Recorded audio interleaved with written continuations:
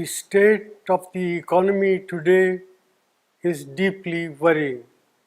The last quarter's GDP growth rate of 5% signals that we are in the midst of a prolonged slowdown. India has the potential to grow at a much faster rate, but all-round mismanagement by the Modi government has resulted in this slowdown. It is particularly distressing that the manufacturing sector's growth is tottering at 0.6%.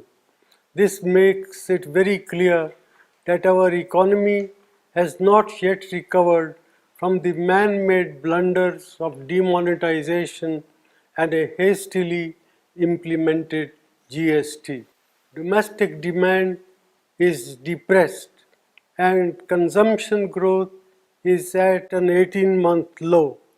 Nominal GDP growth is at 15-year low. There is a gaping hole in tax revenues.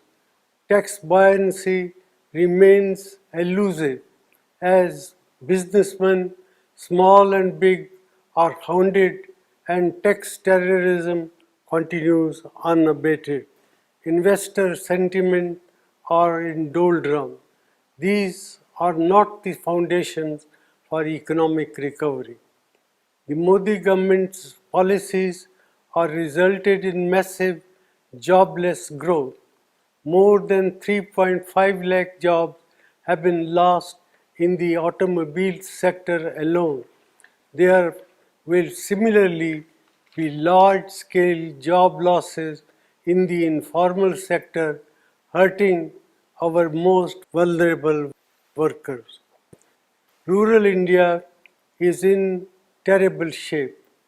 Our farmers are not receiving adequate prices and rural incomes have declined.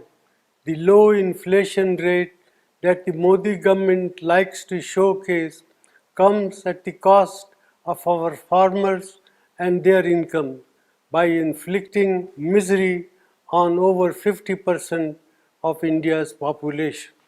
Institutions are under attack and their autonomy is being eroded. The resilience of the Reserve Bank will be tested after its record transfer of rupees 1.76 lakh crore to the government, which claims that it does not have a plan on what it will do with this windfall. In addition, the credibility of India's data has come under question under this government.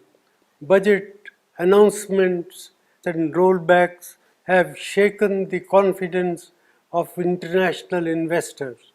India has not been able to increase the exports to take advantage of opportunities that have arisen in global trade due to geopolitical realignment. Such is the state of economic management under the Modi government. Our youth, our farmers and our farm workers, entrepreneurs and the marginalized sections deserve better. India cannot afford to continue down this path. Therefore, I urge the government to put aside vendetta politics and reach out to all sane voices and thinking mind to steer our economy out of this man-made crisis.